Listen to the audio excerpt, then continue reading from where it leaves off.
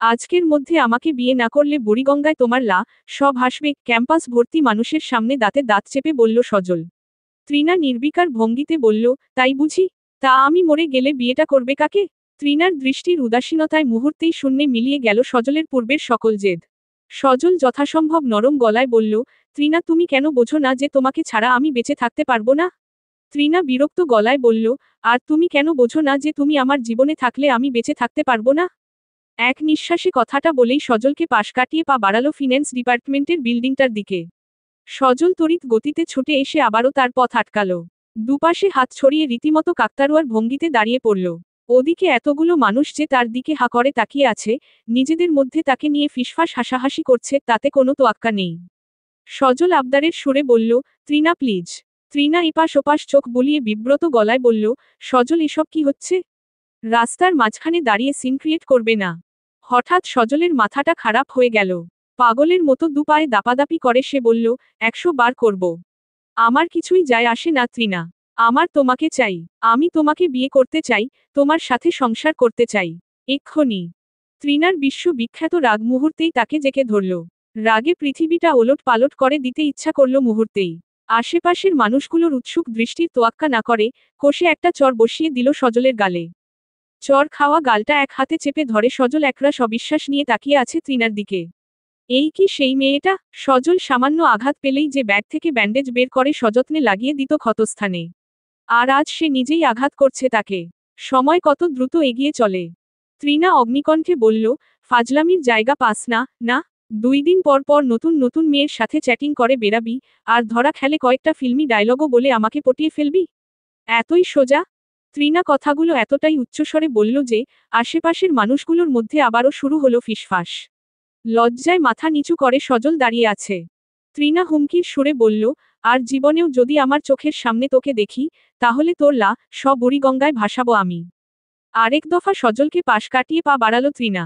গত মাসেই দীর্ঘ 2 বছরের সম্পর্কের অবসান ঘটিয়েছে তার সঙ্গে। শুরুতে সজল ব্রেকআপটাকে স্বাভাবিকভাবেই নিয়েছিল। তৃণার সঙ্গে যোগাযোগও বন্ধ করে দিয়েছিল। সামনে পড়লে এমন একটা ভাব করত যেন তৃণাকে সে জন্মে আগে কখনো দেখেনি। তৃণার অবশ্য এ নিয়ে কোনো আক্ষেপ বা আক্রোশ ছিল না। অন্যান্য প্রেমিকাদের মতো প্রেম শেষ হয়ে যাওয়ার পরও প্রেমিককে নিয়ে গবেষণায় বসা তার স্বভাবে নেই। কিন্তু জীবনে আচমকা বিরক্তির কালবৈশাখী ঝড় নেমে এলো গত সপ্তাহে। তৃণার শুক্রবারটা বরাদ্দ থাকে ঘুমের জন্যে। কিন্তু সে শুক্রবারে অনবরত রিংটোন বেজে যাওয়ার শব্দে ঘুমটা ভেঙে যায়। স্ক্রিনে তাকিয়ে দেখে সজলের নাম।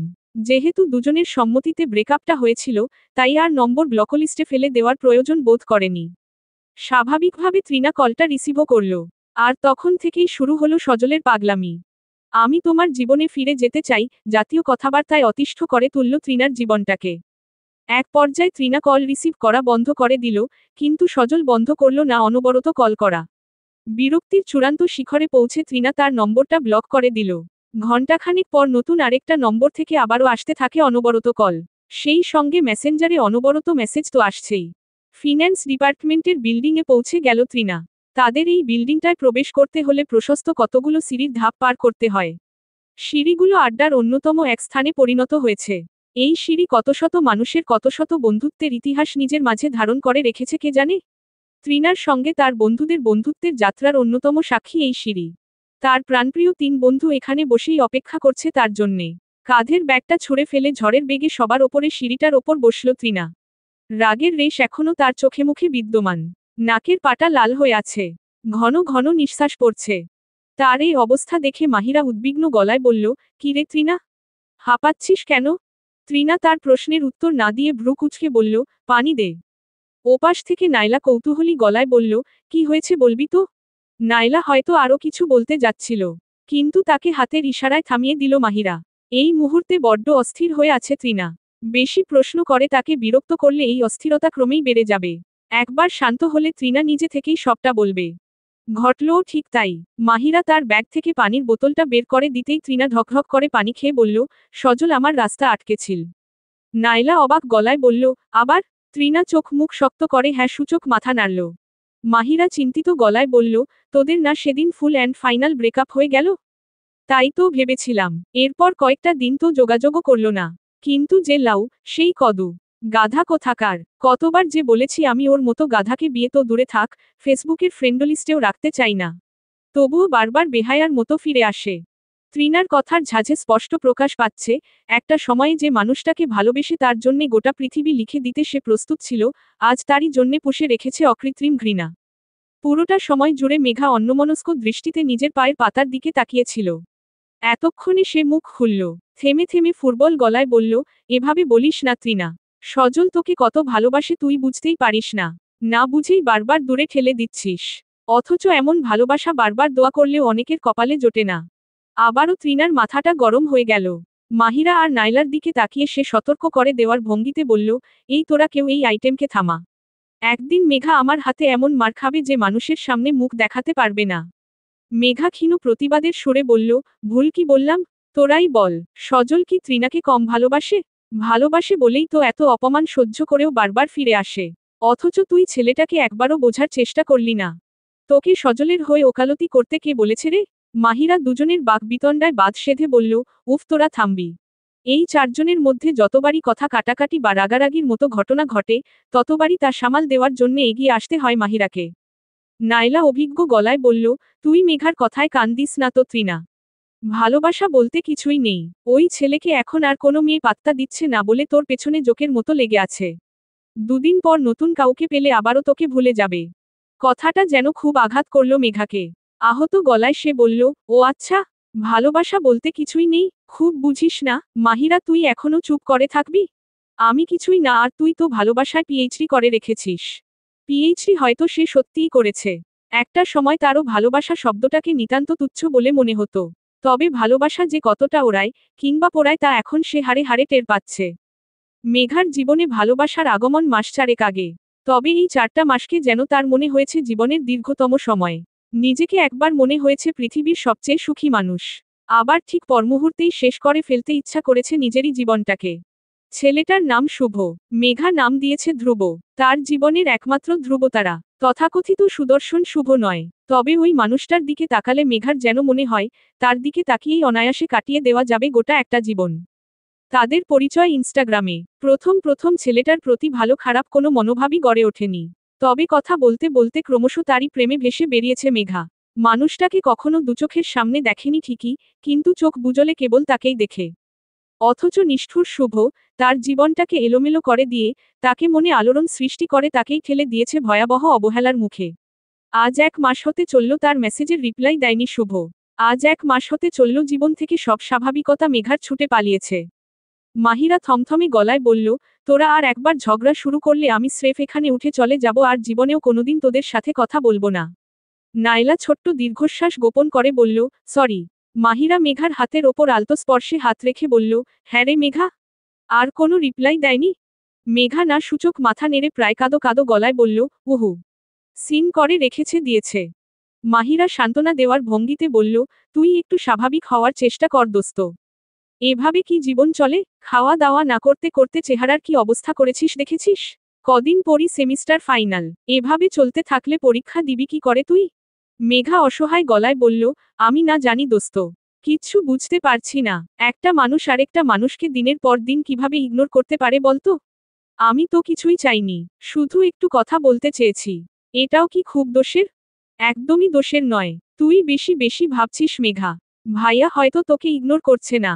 হয়তো তার পরীক্ষা চলছে, এর জন্য কথা বলতে পারছে না। সামান্য একটা রিপ্লাই দিতেও কি খুব সময় নষ্ট হয়? ধ্রুব সব সময় এরকম করে। মাহিরা মেঘার আহ্লাদি আলাপ শুনে গা জ্বলে উঠল নাইলার। আজীবন প্রেম নামক মোহ থেকে দূরে রেখেছে নিজেকে।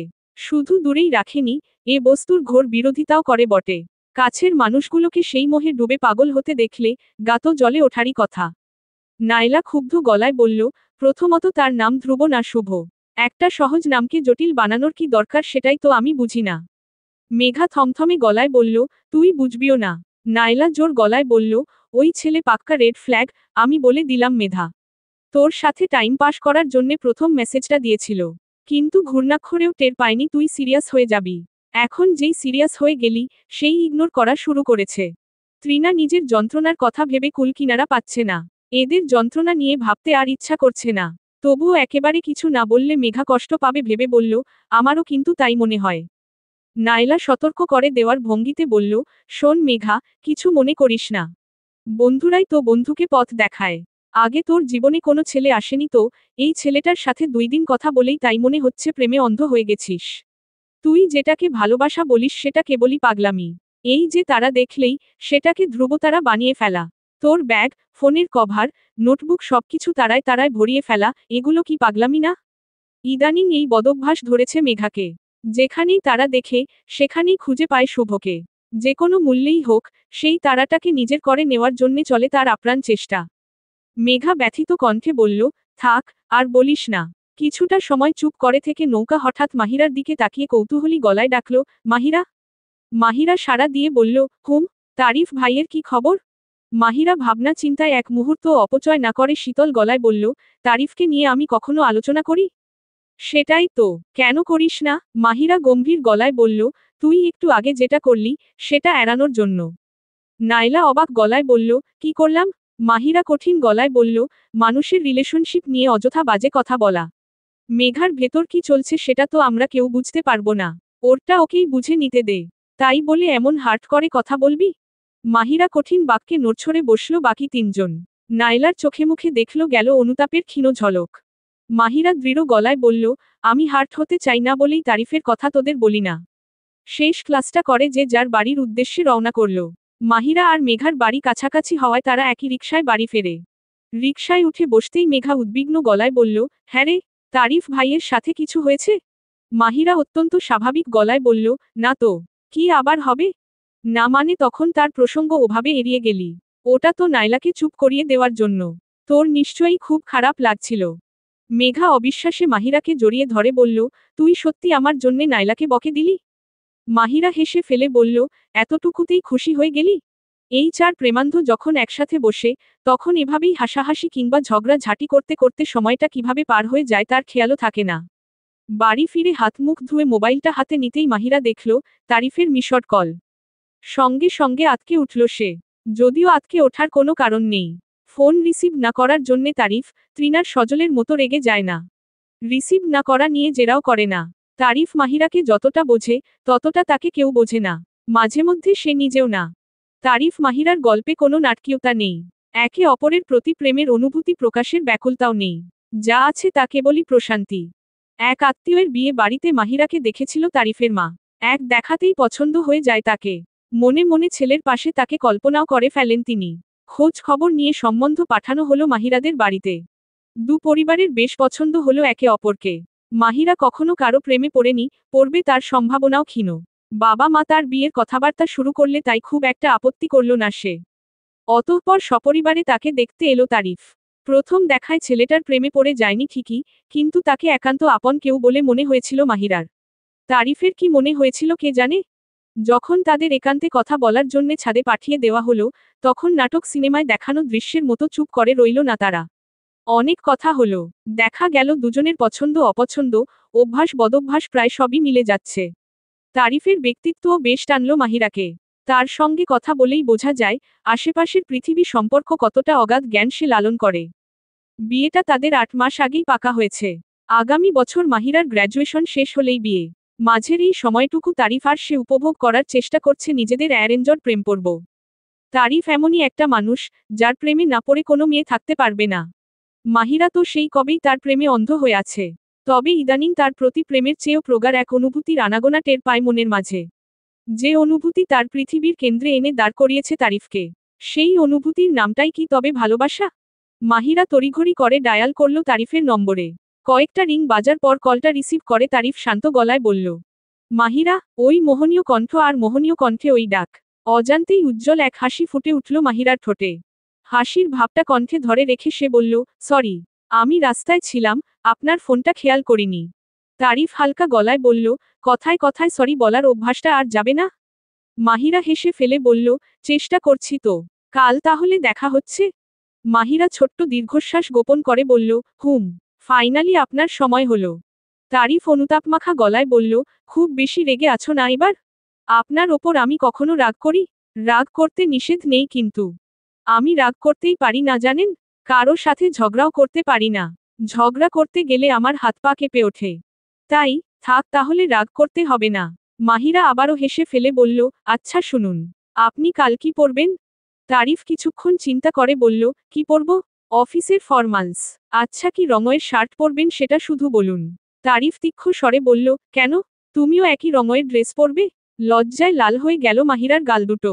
তারিফের সঙ্গে মিল রেখে একই রঙের জামা পরতে যে তার অবর্ণনীয় আনন্দ অনুভব হয়, এই গোপন খবর শেষমেশ ছেলেটা পেয়েই গেল। তারিফ রহস্যময় কণ্ঠে বলল, বলবো না। তুমি নিজের পছন্দ মতো একটা রং পরে আসো, দেখি মিলে যায় কিনা। মিলল না দুজনের পোশাকের রং। তারিফকে বেশিরভাগ সময় কালোতে দেখেছে বলে মাহিরা আজ কালো রঙের সালোয়ার কামিজ পরেছে। অথচ আজই ছেলেটাকে হালকা নীল রঙের শার্ট পরতে হলো। কে জানে হয়তো, মাহিরাকে সচরাচর কালোতে দেখা যায় না ভেবে সে ভিন্ন রং পরেছে। তারিফের পছন্দের ইটালিয়ান রেস্টুরেন্টে এসেছে তারা। বিয়ে ঠিক হওয়ার পর মাসে দুয়েকবার তারা বাইরে ঘুরতে যায়। তাদের এই দেখা করা, ঘুরে বেড়ানোতে দুই পরিবারের কারো কোনো আপত্তি নেই। বিদেশ বিভুঁই হলে এই ব্যাপারটাকে ডেট নাম দেওয়া যেত। মাহিরার মা একবার শুধু গম্ভীর গলায় বলেছিলেন, বিয়ের আগে এত মেলামেশা ভালো না। মাহিরা আতকে উঠে কিছু একটা বলতে যাবে তার আগেই বাবা পাশ থেকে ভ্রু কুঁচকে বললেন, বিয়ের আগে মেলামেশা না করলে একজন আরেকজনকে বুঝবে কি করে? তাছাড়া ছেলেটার মধ্যে যদি কোনো দোষ থাকে, তাও আগে আগে ধরে ফেলতে পারবে মাহিরা। তারিফের মধ্যে কোনো দোষ আজ অবধি দেখেনি মাহিরা। গুণ দেখেছে প্রচুর, আর যতবার দেখেছে, ততবারই মোহান্বিত হয়েছে। 6 ফুট লম্বা তারিফ। তার পাশে দাঁড়ালে নিজেকে খুব ক্ষুদ্র মনে হয় মাহিরার। মারাত্মক হ্যান্ডসাম সে। খোঁচা খোঁচা দাড়িতে সেই হ্যান্ডসামনেস কয়েকগুণ বেড়ে যায়। চোখ দুটোতে তার এক বিচিত্র মায়া খেলে বেড়ায়। একবার তাকালে সহসা চোখ ফিরিয়ে নিতে ইচ্ছা করে না। নেহায়েত ওভাবে ড্যাব করে তাকিয়ে থাকা লজ্জার বিষয় বলে মাহিরা চোখ ফিরিয়ে নেয়। একটা মাল্টিন্যাশনাল কোম্পানিতে সিওর পদে কর্মরত আছে তারিফ। তার বাবা দাদার বহু পুরনো ব্যবসায়ের দায়িত্ব কাঁধে তুলে নেয়নি। নিজস্বতা দিয়ে আলোকিত করেছে নিজের ক্যারিয়ারকে। তারিফের এই ব্যাপারটা সবথেকে বেশি মুগ্ধ করে মাহিরাকে। আরও মুগ্ধ করে তার ব্যক্তিত্ব। একটাও অপ্রয়োজনীয় কথা বেরিয়ে আসে না তার মুখ থেকে। নেতিবাচকতার প্রতি তার বিন্দুমাত্র ঝোঁক নেই। সবথেকে বড় কথা, যেকোনো মুহূর্তে যেকোনো পরিস্থিতিতে তাকে নিজের পাশে পেয়েছে মাহিরা। গত মাসে তারিফের বাবা মায়ের বিবাহবার্ষিকী উপলক্ষে একটা অনুষ্ঠানের আয়োজন করা হয় তাদের বাড়িতে। মাহিরার পরিবারও আমন্ত্রিত ছিল সেই অনুষ্ঠানে। মাহিরার বাবা কথায় কথায় ঘরভর্তি মেহমানের সামনে গা দুলিয়ে হাসতে হাসতে বলে ফেলেন, মেয়েদের চাকরি বাকরি করার কি দরকার আমি বুঝি না। আমার মেয়ে বলে ফাইন্যান্সিয়াল অ্যাডভাইজার নাকি যেন হতে চায়। আমি পরিষ্কার বলে দিয়েছে, কোনো দরকার নেই। বিয়ের পর তারিফের বাড়িতে রানী হয়ে থাকবি। তাই না তারিফ? মাহিরার বাবার এ কথাটা উপস্থিত অতিথিরা কি কিভাবে নিয়েছিল কে জানে? তবে মাহিরার চোখ মুখে নেমে আসে ঘোর অন্ধকার। চোখ নামিয়ে একদৃষ্টিতে মেঝের দিকে তাকিয়েছিল সে। কোনো একটা অজানা ভয় কারো দিকে তাকানোর সাহস করে উঠতে পারছিল না। একবার তার দিকে দৃষ্টি নিক্ষেপ করেই তার মনের ভেতর চলতে থাকা তোলপাড়ের জানান পেল তারিফ। স্বভাবসুলভ হেসে ভদ্রভাবে সে বলল, অবশ্যই। তবে রানী হলে সে যে বাইরে কাজ করতে পারবে না, এমন কিন্তু না। আমার মা সারাজীবন শিক্ষকতা করেছেন, তাই বলে কি সে এই বাড়ির রানী না? সেদিনের পর থেকে এই ছেলেটার প্রতি মাহিরার মুগ্ধতা সকল সীমা ছাড়িয়ে গেল। সৃষ্টি হলো অগাধ ভরসার। সেদিনের পর থেকে নির্দ্বিধায় নিজের স্বপ্নগুলোর জানান সে দিতে পারে তারিফকে। জীবনে এই প্রথম একটা মানুষকে সে পেয়েছে, যে স্বপ্ন দেখার জন্যে তাকে জাজ করে না। মাহিরার থেকে পাক্কা 6 বছরের বড় তারিফ। ত্রিনা বলে, এজন্যেই মাহিরার প্রতি তার যত্নের কমতি নেই। অবশ্য শুধু বলেই ক্ষান্ত রইল না, প্রমাণ করেও ছাড়ল। কিছুদিন আগে ক্লাস করতে করতে হঠাৎ অসুস্থ হয়ে পড়ল না মাহিরা। এ আর নতুন কিছু নয়। প্রতিবছরই গ্রীষ্মের উত্তাপে অতিষ্ঠ হয়ে জ্ঞান হারিয়ে ফেলা তার অভ্যাস। ওদিকে মেঘা আর নাইলা যখন অসুস্থ মেয়েটাকে সামলাতে ব্যস্ত, ত্রিনা তখন দুষ্টু বুদ্ধি আটল মনে মনে। প্রতিবারের মতো মাহিরাকে নিয়ে যাওয়ার জন্যে তার বাবা মাকে কল না করে, তার মোবাইলটা নিয়ে খানিকক্ষণ ঘাটাঘাটি করে খুঁজে বের করল তারিফের নম্বর। মাহিরার অসুস্থতার কথা জানার মিনিট 20-এর মাথায় তারিফ ছুটে এলো ক্যাম্পাসে। ততক্ষণে চোখে মুখে পানির ছিটা দিয়ে মাহিরার জ্ঞান ফেরানো হয়েছে। চোখের সামনে তারিফের উদ্বিগ্ন মুখটা দেখে মাহিরা আকাশ থেকে পড়ে বলল, আপনি? মাহিরা চেয়ারের ওপর বসেছিল। তারিফ তার সামনে হাঁটু গেড়ে বসে পড়ে উদ্বিগ্ন গলায় বলল, তুমি ঠিক আছো? মাহিরা এখনো বিস্ময় ছেড়ে ফেলতে না পেরে বলল, হ্যাঁ। কিন্তু আপনি এত দূর ছুটে আসতে গেলেন কেন? আমাকে নিয়ে ভাবতে হবে না। তুমি ওঠো। কোথায় যাব? তারিফ স্বাভাবিকভাবে বলল, হসপিটালে। মাহিরা ব্যস্ত গলায় বলল, হসপিটালে যেতে হবে না তারিফ। একটু রেস্ট নিলেই ঠিক হয়ে যাবে। তারিফ উঠে দাঁড়াতে দাঁড়াতে গম্ভীর গলায় বলল, এত কথা শুনতে চাইনি মাহিরা। ওঠো। সেবারই প্রথম মাহিরার হাত ধরল তারিফ। হাত ধরে তাকে ওঠালো চেয়ার থেকে। নিজেকে হঠাৎ হালকা মনে হলো মাহিরার। মনে হলো সে যেন হাওয়ায় ভেসে বেড়াচ্ছে। তার বসবাস যেন এই গ্রহে নয়। সত্যি তার প্রতি যত্নের কমতি নেই তারিফের। মাহিরার মনে প্রশ্ন জাগে, এ যত্নের উৎস কি? কেবল তার সঙ্গে বিয়ে হবে বলেই কি যত্ন নেওয়া? নাকি যে অদৃশ্য সর্বনাশা জলোচ্ছ্বাস মাহিরাকে গ্রাস করে নিয়েছে, তা একটু একটু করে গ্রাস করতে শুরু করেছে তারিফকেও? ইটালিয়ান পাস্তা উপভোগ করতে করতে তারিফ হঠাৎ লক্ষ্য করল মাহিরা হাঁসফাঁস করছে। যতবারই তারা কোনো রেস্টুরেন্টে এসেছে, কখনো মুখোমুখি চেয়ারে বসেনি। বসেছে পাশাপাশি। এ যেন তাদের মধ্যকার এক অলিখিত নিয়ম। তারিফ উদ্বিগ্ন গলায় বলল, ঝাল লাগছে? মাহিরা এপাশ ওপাশ মাথা নেড়ে অস্পষ্ট গলায় বলল, উহু। কই দেখি। মাহিরা মুখ তুলে তার দিকে তাকাতেই তারিফ দেখল মেয়েটার নাক লাল হয়ে গেছে। চোখ দুটো ছলছল করছে। তারিফ চিন্তিত ভঙ্গিতে পানির গ্লাস তার দিকে এগিয়ে দিতে দিতে বলল, কেন অর্ডার করতে গেলে এটা? জানতে তো ঝাল হবে। আপনি বললেন না, এটাই এখানকার বেস্ট পাস্তা, তাই অর্ডার দিয়েছি। আমি তো আর বুঝিনি যে তুমি বাচ্চাদের মতো ঝাল খেতে পারো না। পানি খাও। মাহিরা পানির গ্লাসে চুমুক দিয়ে নিজেকে সামলে নিল। তারিফের সমস্ত মনোযোগ এই মুহূর্তে আটকে আছে তারই দিকে। নিজের অজান্তেই একটা গা শিরশিরে অনুভূতির স্রোতে ভেসে গেল মাহিরা। এমনটা আগে কখনো হয়নি। ছোট ছোট ব্যাপারে তাকে নিয়ে কখনো কেউ উদ্বিগ্ন হয়ে ওঠেনি। সবকিছুর ঊর্ধ্বে তাকে গুরুত্ব দেয়নি। জীবনে তারিফ আসার পর নিজেকে অনেক মূল্যবান লাগে নিজের কাছে। মাহিরা ইতস্তত করে বলল, আমারই আপনাকে আগে বলা উচিত ছিল। তারিফ ভ্রু কুঁচকে ক্ষীণ হাসি হেসে বলল, তুমি কি আসলেই এতটা ফর্মাল? নাকি সব ফর্মালিটি আমার সাথে? মাহিরা কি বলবে ভেবে না পেয়ে কম্পিত স্বরে বলল, আমি এমনই। আমার মা তোমাকে প্রথম দেখে এসে কি বলেছিল জানো? কি? তোমার মতো ভদ্র মেয়ে নাকি সে জীবনে একজনকেই দেখেছে, নিজেকে। মাহিরা হেসে ফেলল। যতবারই সে খিলখিল করে হাসে, ততবারই খেয়াল করে তারিফের মুগ্ধ দৃষ্টি। সেই দৃষ্টিতে খানিক বিস্ময়ও মিশে থাকে বটে। যেন এর থেকে সুন্দর দৃশ্য জীবনে কখনো দেখেনি তারিফ। ভবিষ্যতে আর কখনো দেখবে, সে সম্ভাবনাও ক্ষীণ। অথচ এই হাসিটা নিয়েই একসময় মাহিরার ইনসিকিউরিটির শেষ ছিল না। তখন তার বয়সে 15 কি 16। বাড়িতে তার জন্মদিনের অনুষ্ঠান হচ্ছে। কাজিনদের সঙ্গে আড্ডার ছলে এভাবেই খিলখিল করে হেসে ওঠে মাহিরা। পাশ থেকে তার এক চাচা বলে ওঠেন, উফ, মাহিরার হাসিটা বড্ড কানে লাগে। তারপর থেকে মানুষের সামনে মন খুলে হাসতে ভয় পায় মাহিরা। যদি তারা বিরক্ত হয়, যদি তাদের মাথা ব্যথার কারণ হয়ে দাঁড়ায় তার হাসি, তবে খুব অদ্ভুতভাবে তারিফের সামনে সেই ভয়টা কাজ করে না। মনের গভীরতম ভাঁজ আশ্বাস পেয়েছে, তারিফ তার কোনো কিছুতেই কোনোদিন বিরক্ত হবে না। কিছুক্ষণ চুপ করে থেকে মাহিরা কি যেন মনে করে জিজ্ঞেস করল, আপনাকে একটা প্রশ্ন করি? করো। মাহিরা ইতস্তত করে বলল, আপনি এর আগে কয়টা প্রেম করেছেন? তারিফ ভ্রু ওপরে তুলে বলল, এর আগে? সঙ্গে সঙ্গে রক্তিম বর্ণ ধারণ করল মাহিরার গাল দুটো। কেমন বোকার মতো প্রশ্ন করে সে? এর আগে আবার কেমন কথা? মাহিরা কি তাহলে সরাসরি স্বীকারোক্তি জানিয়ে দিল, এখন তাদের মধ্যে যা চলছে, তা তার কাছে প্রেম? মাহিরা অপ্রস্তুত হয়ে পড়ে বলল, না মানে। তারিফ মজার ছলে বলল, ভদ্র মেয়ে হয়ে অভদ্র প্রশ্ন করা কিন্তু ঠিক না মাহিরা। মাহিরা অনুতাপমাখা গলায় বলল, সরি, এভাবে কাউকে রিলেশনশিপের ব্যাপারে জিজ্ঞেস করা ঠিক না। তারিফ ছেলেমানুষের ছেলেমানুষি প্রশ্রয় দেওয়ার ভঙ্গিতে হেসে বলল, আবারও ফর্মালিটি? যার সাথে তোমার বিয়ে হতে যাচ্ছে তাকে জিজ্ঞেস করতে কোনো দোষ নেই। ক্লাস 7-8-এর টাইম পাসকে যদি তুমি প্রেম মনে করো তাহলে 3টা প্রেম করেছি। আর যদি না মনে করি, তাহলে 2টো। মাহিরা আগ্রহ নিয়ে বলল, দুজনের সাথে যখন প্রেম ছিল, তখন কি তাদের বিয়ে করার স্বপ্ন দেখতেন? তারিফ সোজাসাপটা জবাবে বলল, না। তোমাকে খুশি করার জন্যে বলছি না, সিরিয়াসলি। এজন্যই হয়তো প্রথম গার্লফ্রেন্ডের সাথে ব্রেকআপ হয়ে যায়।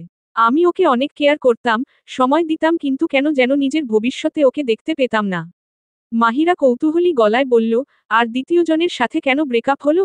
দ্বিতীয়জনের কথা কানে বাজতেই তারিফের চোখে মুখে স্পষ্ট বিরক্তি ফুটে উঠল। বিরক্তির ভাবটা ধরে রেখেই সে বলল, উফ, ওই মেয়েটা মারাত্মক টক্সিক। কি রকম? তারিফ কি যেন ভেবে বলল, ঠিক বলে বোঝাতে পারবো না। হঠাৎ হঠাৎ কোনো কারণ ছাড়া রেগে যাবে, কথা টথা বলবে না। আর আশা করবে আমি গিয়ে ওর রাগ ভাঙাবো। এ তো সাংঘাতিক ব্যাপার। হ্যাঁ, ব্রেকআপের সময়ও প্রচুর জ্বালিয়েছে। প্রতিদিন ঝগড়া করে ওকে বোঝাতে হতো যে আমাদের সম্পর্কটা আর নেই। কবেকার ঘটনা এটা? ভার্সিটির লাস্ট ইয়ারে। মাহিরা হতবাক গলায় বলল, সে কি? এরপর আর প্রেম করেননি? তারিফ হালকা গলায় বলল, না। আর সময় কোথায় পেলাম, তাছাড়া ইচ্ছাটাও মরে গিয়েছিল। মাহিরার হঠাৎ মনে হলো তারিফকে এই প্রশ্নগুলো করার কারণটা জানানোর দরকার। যদিও তারিফ জানতে চায়নি, কখনো চাইবেও না, তবুও জানাতে ইচ্ছা হলো তাকে। মাহিরা হাসিমুখে বলল, আমার আসলে মানুষের প্রেমের গল্প শুনতে খুব ভালো লাগে। নিজে কখনো প্রেম করিনি তো। মাহিরা যে জীবনে কোনোদিন প্রেমে জড়ায়নি এ তথ্য তারিফের কাছে নতুন কিছু নয়। আগে মাহিরাই একসময় বলেছিল তাকে। তাই নতুন করে আর বিস্ময় প্রকাশ করল না। বরং করল ভিন্ন একটা প্রশ্ন, কেন করনি? তোমার মতো মেয়ে নিশ্চয়ই প্রতিদিন ডজনখানেক প্রেমের প্রস্তাব পায়। মাহিরা হাসি হাসি গলায় বলল, না, অত না হলেও অনেক পেয়েছি। কিন্তু কখনো কাউকে দেখে মনে হয়নি তার সঙ্গে সারা জীবন কাটানো যাবে। যে সম্পর্ক ভেঙেই যাবে, তাতে শুধু শুধু জড়িয়ে লাভ কি? তারিফ নিঃসংকোচে জিজ্ঞেস করল, আমাকে দেখে মনে হয়েছিল? আচমকা তার এমন প্রশ্নে মাহিরা থতমত খেয়ে বলল, কি? আমার সাথে সারা জীবন কাটানো যাবে কিনা? মাহিরা কি বলবে ভেবে পেল না। যদিও উত্তরটা তার মনে সাজানো। তারিফকে প্রথমবার দেখার সঙ্গে সঙ্গে তার মনে হয়েছিল, কেবল এই মানুষটার সঙ্গে সারা জীবন কাটাতে চায় সে। আর কারো সঙ্গে নয়। মনে সাজানো গোছানো উত্তরটা ব্যক্ত করতে পারল না মাহিরা। বাড়ন্ত হৃদস্পন্দনের সঙ্গে নিঃশ্বাসের গতির তাল মেলাতে ব্যস্ত সে। তারিফ আচমকা তার হৃদস্পন্দন আরেকটু বাড়িয়ে দিয়ে তার একটা হাত ধরল। তারিফের শক্ত দুটো হাতের মাঝে মাহিরার হাতটা আটকা পড়ে গেছে। তার উষ্ণ মোহগ্রস্ত চোখ দুটো আটকে আছে মাহিরার দিকে। তারিফ অন্যরকম গলায় বলল, আমার কিন্তু মনে হয়েছিল মাহিরা, আমার এক্সদের মতো তোমাকে দেখার সঙ্গে প্রেমে হাবুডুবু খাইনি। রাতে ঘুমের ঘোরে স্বপ্নেও তোমাকে দেখিনি। কিন্তু তোমার মাঝে যা দেখেছি, তা তাদের কারো মাঝে দেখিনি। মাহিরা মেঝের দিকে তাকিয়েছিল এতক্ষণ। ধীরে ধীরে চোখ তুলে তারিফের দিকে তাকিয়ে কাপা কাপা গলায় বলল, কি দেখেছেন? এক মুহূর্ত মাহিরার চোখের দিকে তাকিয়ে থেকে তারিফ বলল, আমার ভবিষ্যৎ। মাহিরা অনেকটা সময় নিঃশব্দে তাকিয়ে রইল তারিফের দিকে। তার চোখ দুটো স্পষ্ট জানান দিচ্ছে, কতটা গভীর ভরসা এর মনের দৃঢ়তা নিয়ে কথাটা বলেছে সে। মাহিরা আর্দ্র গলায় বলল, আমিও। তারিফ তার গাড়িতে করে মাহিরাকে বাড়ির সামনে নামিয়ে দিয়ে গেল। বাবা মায়ের সঙ্গে হালকা গল্প গুজব করে মাহিরা পা বাড়ালো নিজের ঘরের দিকে। বিছানায় গা এলিয়ে দিয়ে হ্যান্ডব্যাগ থেকে ফোনটা বের করতেই দেখতে পেল তৃণার মিসড কল। সঙ্গে সঙ্গে কল ব্যাক করল তাকে। তাদের চার বন্ধুর মধ্যে সবথেকে জোরালো বন্ধুত্ব সম্ভবত মাহিরা আর তৃণার মাঝে। ভার্সিটিতে দুজনেই একে অপরের প্রথম বন্ধু। নবীনবরণ অনুষ্ঠানে এত এত অপরিচিত মানুষের ভিড়ে মাহিরা তৃণার পাশের চেয়ারে গিয়ে বসেছিল। সেই থেকে শুভারম্ভ তাদের বন্ধুত্বের। প্রথম দিনেই কোনো প্রকার ভনিতা ছাড়াই একে অপরের সঙ্গে গল্পে মেতে উঠেছিল তার। কিভাবে মাহিরার পুরো স্কুলজীবন অঙ্কে ফেল করতে করতে কেটেছে, কিংবা কিভাবে তৃণা তার ভাইয়ের সংসারে বোঝাস্বরূপ বিরাজ করছে, সবটাই উঠে এসেছিল সেই প্রথম দিনের গল্পে। ভিসির বক্তব্যে বিন্দুমাত্র কর্ণপাত না করে তৃণার মোবাইলে লুডুও খেলেছিল। বন্ধুত্বটা এগিয়ে নিতে বাড়তি কোনো পরিশ্রম করতে হয়নি কাউকেই। হয়তো প্রকৃতি আগে থেকেই ঠিক করে রেখেছিল, অদূর ভবিষ্যতে তারা একে অপরের সবথেকে ভালো বন্ধু হতে যাচ্ছে। ভার্সিটি থেকে বাড়ি ফিরে দীর্ঘ সময়ে দুজনের কথোপকথন চলে মেসেঞ্জারে। মেঘা আর নাইলার সামনে যেসব কথা বলতে পারে না, তা সেখানেই ব্যক্ত করে। একটা রিং বাজতেই অপর প্রান্ত থেকে কল রিসিভ করল তৃণা। মাহিরা ব্যস্ত ভঙ্গিমায় বলল, ভাই, একদমই খেয়াল করিনি তোর কলটা। এই, ভাই, ডাকটা তাদের সম্পর্কের অন্যতম একটা বৈশিষ্ট্য।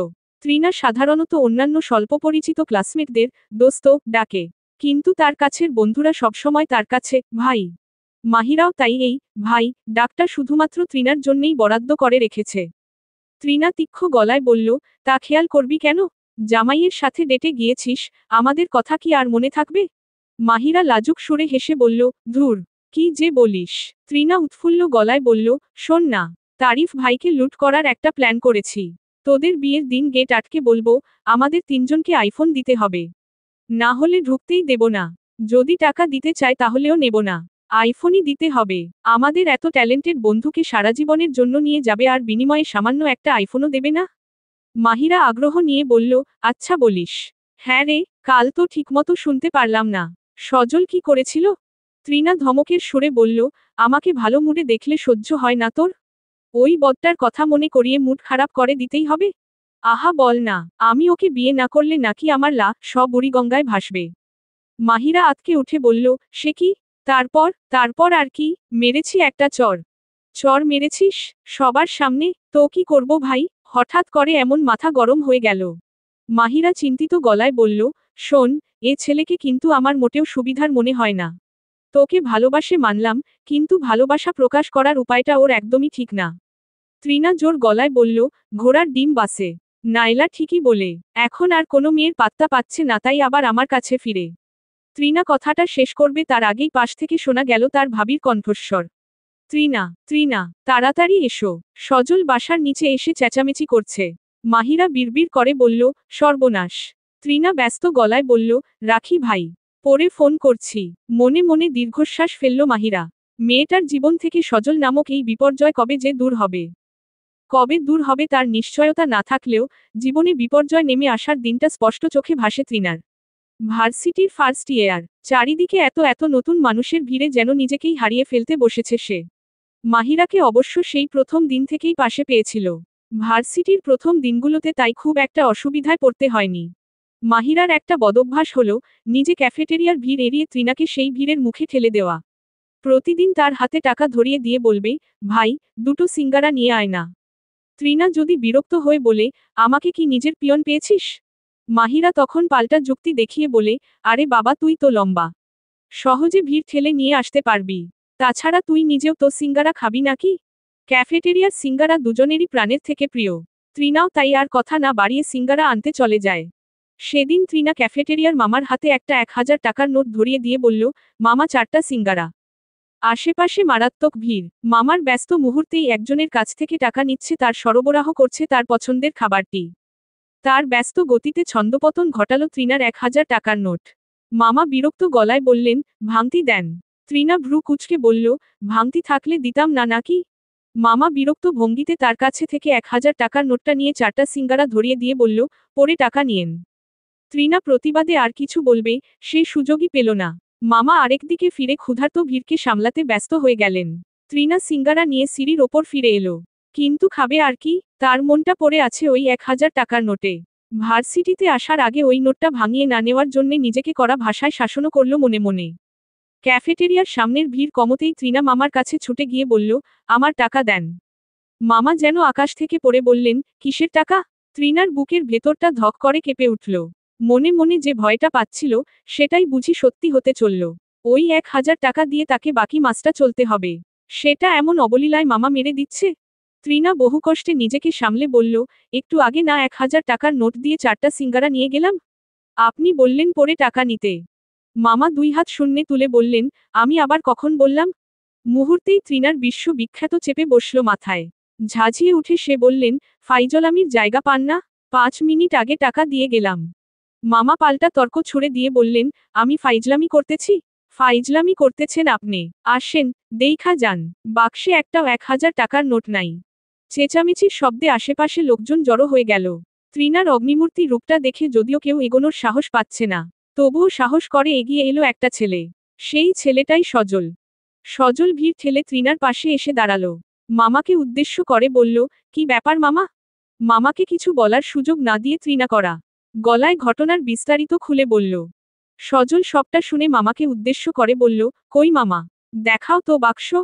মামা আত্মবিশ্বাস দিয়ে টিনের টাকার বাক্স উঁচিয়ে দেখালেন। অনেক ঘাটাঘাটি করেও সেখান থেকে 1000 টাকার নোট পাওয়া গেল না। সজল ছটফটে গলায় বলল, মামা, একটু ভেতরে আসলাম। মামা যেন মুহূর্তেই অপ্রস্তুত হয়ে গেলেন। সজলকে আটকাতে যাবেন, কিন্তু তার আগেই দেখেন সে ক্যাফেটেরিয়ার ভেতরে নিজের মতো করে খোঁজাখুঁজি শুরু করে দিয়েছে। মামা ধমকের সুরে বলল, আরে আরে, করেন কি, আউলাইন না তো? সজল তার কথা শুনল না। পুরো ক্যাফেটেরিয়া ওলট পালট করে শেষমেশ পুরনো মাইক্রো ওভেনটার নিচ থেকে উদ্ধার করে আনলো কাঙ্ক্ষিত হালকা বেগুনি রঙের নোট। মামার মুখটা লজ্জায় মতো হয়ে গেল। সজল তাকে সহজ করার জন্যে বলল, এখানে রেখেছিলেন মামা, এর মধ্যে ভুলে গেলেন? মামা তড়িৎ গতিতে হ্যাঁ সূচক মাথা নেড়ে বলল, ভিড়ের মধ্যে কখন যে রাখছি, খেয়াল নাই। সজল নোটটা তৃণার দিকে বাড়িয়ে দিতেই সে গমগমে গলায় বলল, ভাঙতি করে দিতে বলেন।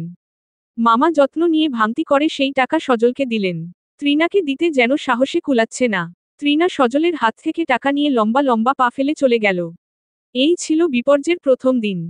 পরের দিন আবারও একই সময় ক্যাফেটেরিয়ার সামনে সজলের সঙ্গে দেখা হয়ে গেল তৃণার।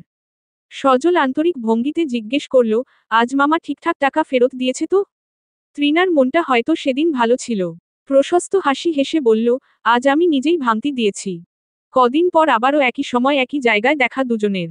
সজল তাকে দেখে স্বভাবসুলভ হেসে বলল, আপনি কি প্রতিদিনই সিঙ্গারা খান নাকি? তৃণা স্বাভাবিকভাবে হেসে বলল, হ্যাঁ, এখানকার সিঙ্গারা পৃথিবীর সেরা। একদিন চপ ট্রাই করে দেখবেন, সেটাও কিন্তু পৃথিবীর সেরা। তৃণা এমন একটা মেয়ে যে অন্যের পরামর্শের ধার ধারে না, কারো কথায় নিজের বহুদিনের অভ্যাস ভঙ্গ করে না। তবে সে সময়ে তার মাথাটা হয়তো একেবারেই বিগড়ে গিয়েছিল। পরদিন সত্যি সত্যিই মাহিরার সঙ্গে ডিম চপ নিয়ে বসল সে। ক্যাফেটেরিয়ার বাইরে তাদের খুব একটা দেখা হতো না। এমন না যে তৃণা দেখা করার জন্যে উদ্গ্রীব হয়ে থাকত।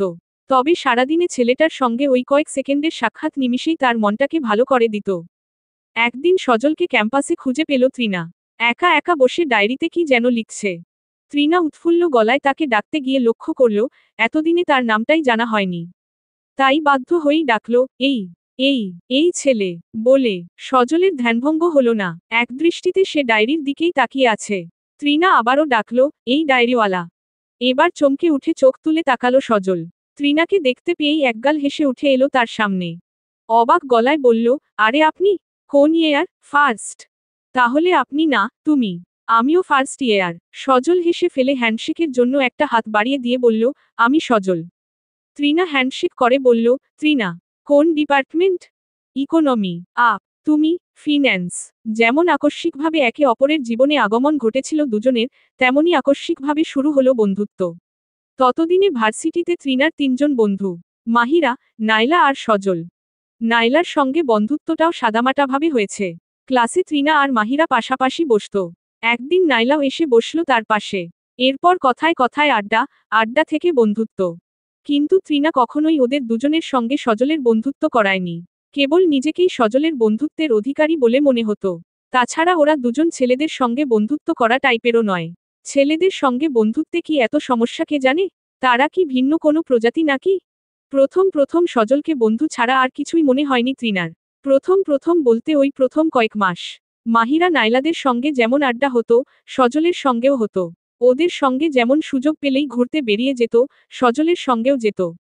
তবে এই আড্ডা আর ঘোরাঘুরি মাঝে অদৃশ্য অবর্ণনীয় কি যেন একটা লুকিয়েছিল। হয়তো ভরসা কিংবা জোরালো কোনো একটা টান। ক্লাসের সবথেকে প্রাণোচ্ছল মেয়ে তৃণা। নতুন পরিবেশে একবার যেই মানিয়ে নিল সেই মিশে গেল সকলের সঙ্গে। মাহিরা আর নাইলা তার সবথেকে ভালো বন্ধু হলেও ক্লাসের প্রায় সকলের সঙ্গেই কথা হয়।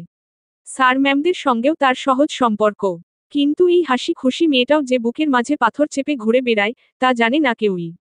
তৃণা জানতে দেয় না কাউকে। যাকে সবথেকে বেশি ভরসার পাত্র বলে মনে হয়, তাকেই জানে কেবল। একদিন আড্ডার ছলে সেই কষ্টের গল্পটাই বলেছিল সজলকে। সবটা শুনে সজল থবনে গিয়ে বলল, বলো কি? তোমার ভাইয়া তাহলে তোমাকে দেখতেই পারে না? তৃণা মলিন হেসে বলেছিল, হুম। সেই ক্লাস 9 থেকে তার সংসারে পড়ে আছি। দেখতে পারবে কি করে? আর তোমার বাবা মা? মা অনেক ছোটবেলাতেই মারা যায়। আমার তো তার চেহারাটাও মনে নেই। বাবা একাই আমাদের দুই ভাই বোনকে মানুষ করেছিল। দ্বিতীয়বার বিয়েও করেনি। ভাইয়া চাকরি নিয়ে ঢাকায় চলে আসে। বিয়ে করে সংসারও শুরু করে। আমি আর বাবা থেকে যাই আমাদের চিটাগংয়ের বাড়িতে। হঠাৎ একদিন ঘুম থেকে উঠে দেখি বাবা নেই। সজল শুকনো ঢোক গিলে বলে, নেই মানে?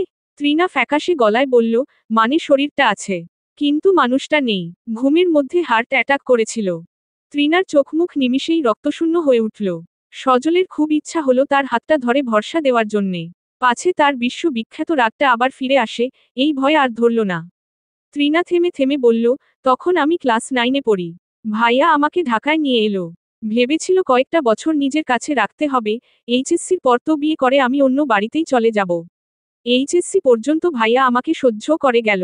কিন্তু ঝামেলা হলো যখন ভাইয়া দেখল আমি ভার্সিটিতে পড়তে চাই।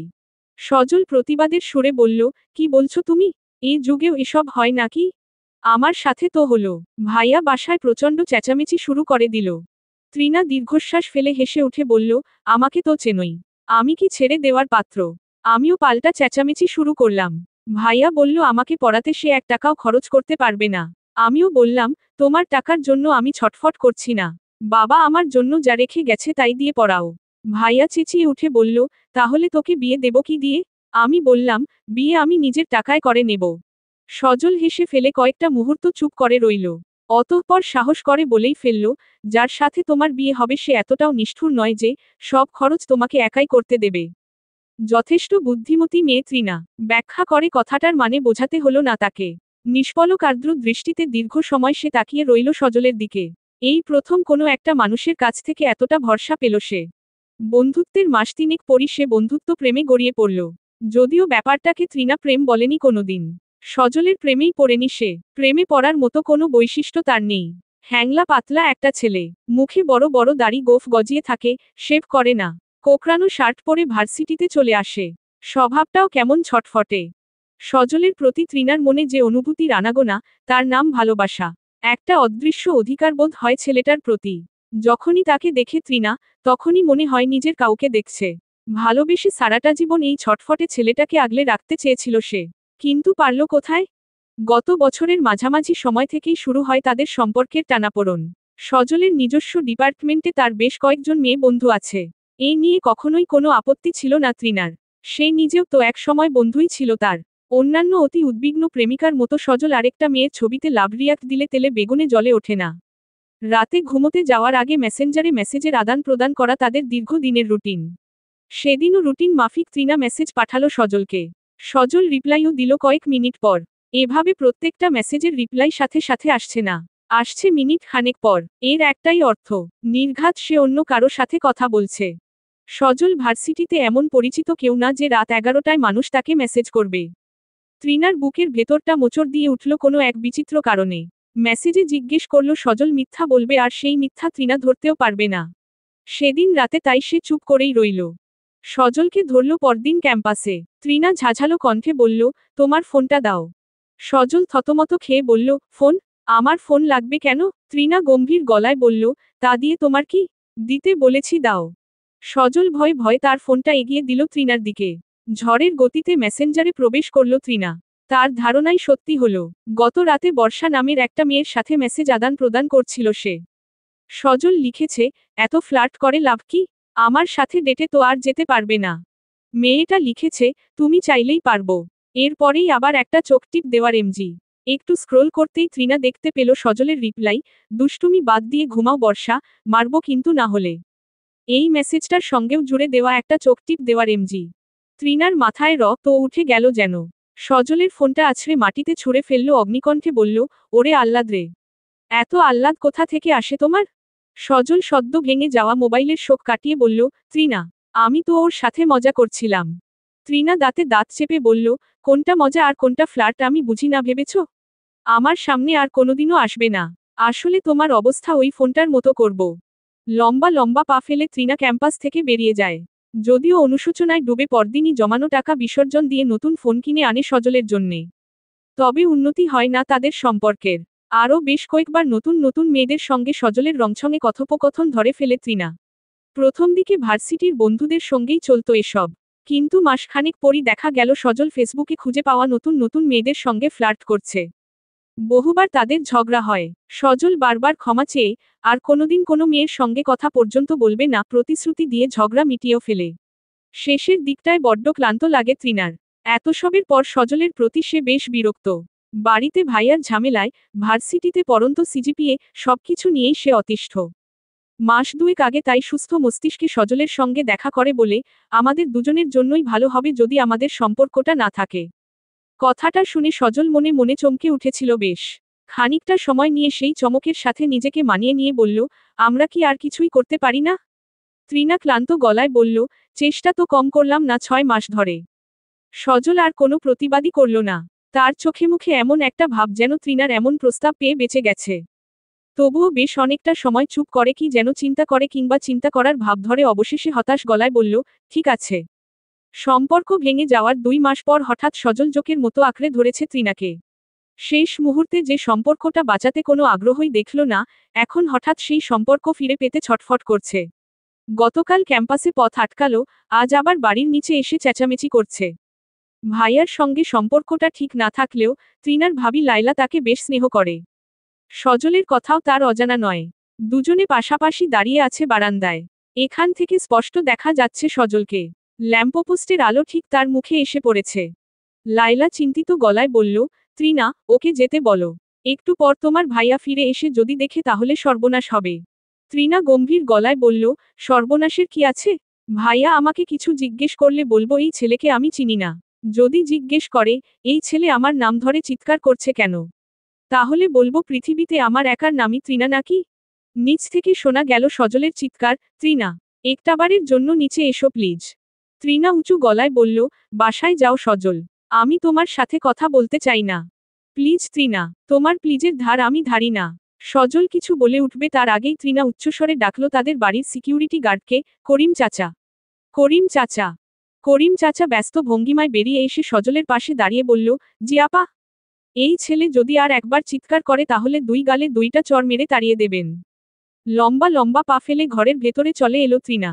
একের পর এক দীর্ঘশ্বাস বেরিয়ে আসছে তার বুক থেকে। আজ সত্যিই একবার নিচে নেমে শুনতে ইচ্ছা করছিল সজল কি বলতে চায়। নিজের ইচ্ছার বিরোধিতা নিজেই করল। সজলের কথা শুনলে নির্ঘাত গলে পড়বে আবারও গলে পড়ার অর্থ আবারও জড়িয়ে যাওয়া সেই ক্লান্তিকর সম্পর্কে। মোবাইলে একের পর এক নোটিফিকেশন বেজে উঠছে। তাদের 4 বন্ধুর হোয়াটসঅ্যাপ গ্রুপ 4S জেগে উঠেছে। গ্রুপের এই নামকরণটা মেঘা করেছে। কারণ তাদের 4 জনেরই নামের শেষ অক্ষরে। গ্রুপে আজকের সর্বপ্রথম মেসেজটা মেঘা করেছে, আমি শেষ। ধ্রুবর গার্লফ্রেন্ড আছে। তারপর মাহিরার একের পর সান্ত্বনামূলক বাণী আর নাইলার একের পর এক, আমি বলেছিলাম না, টাইপ বাণী। বিরক্তিতে গা গুলিয়ে উঠল তৃণার। মানুষ বাঁচে না মানুষের যন্ত্রণা নিয়ে, অথচ এই মেয়ে এতটুকুতেই শেষ। তৃণার একবার ইচ্ছা করল অফলাইনে চলে গিয়ে ঘুমিয়ে পড়তে।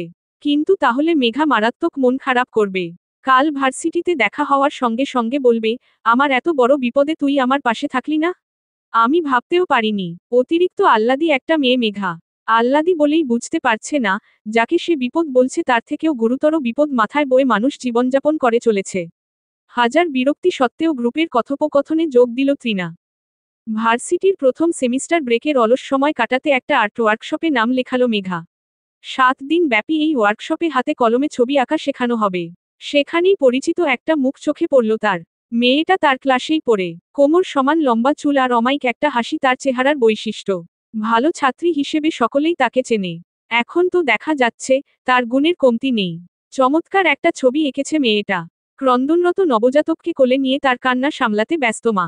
মেঘা যাবে না করেও শেষমেশ এগিয়ে গেল মেয়েটার কাছে। মুগ্ধ চোখে তার ক্যানভাসের দিকে তাকিয়ে বলল, চমৎকার। খুব সুন্দর হয়েছে ছবিটা। মেয়েটা হাসিমুখে বলল, থ্যাংক ইউ। তুমি কি ছোটবেলা থেকেই ছবি আঁকো? ওই টুকটাক অভ্যাস ছিল আর কি। মেঘা ইতস্তত করে বলল, সরি তুমি করে বলে ফেললাম। আসলে আমি তোমার ক্লাসেই পড়ি। মেয়েটা চমকে উঠে বলল, তাই নাকি?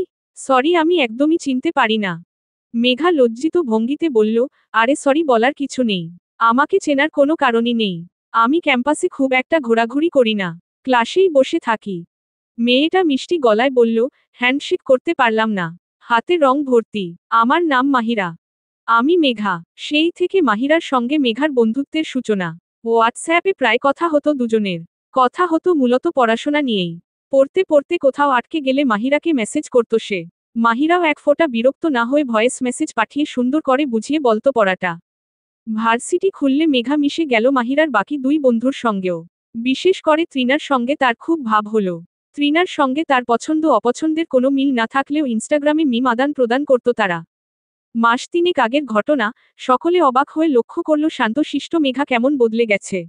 ঝলমলে জামাকাপড় পরে ক্লাসে আসছে, নাইলার কাছ থেকে ধার নিয়ে ঠোঁটে গাঢ় লিপস্টিক দিচ্ছে, অকারণে মুচকি হেসে উঠছে। ক্লাস শেষে সোজা বাড়ি ফিরে যাওয়া মেয়েটা হঠাৎ উৎফুল্ল গলায় বলছে, চল কোথাও ঘুরতে যাই। তৃণা মাহিরার কানে ফিসফিস করে বলল, এই আইটেমের আবার কি হলো রে?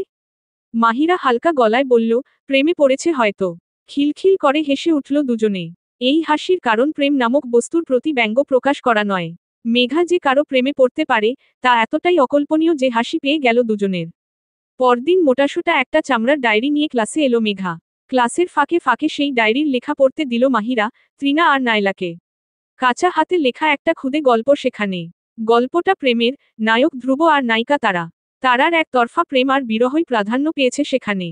ব্রেকের সময় মেঘা উৎফুল্ল গলায় জিজ্ঞেস করল সকলের উদ্দেশ্যে, কেমন হয়েছে গল্পটা? তৃণা মুখ বিকৃত করে বলল, এর থেকে জঘন্য গল্প আমি আমার জীবনেও পড়িনি। কোনো এন্ডিং নেই, কিছু না, এটা আবার কেমন গল্প?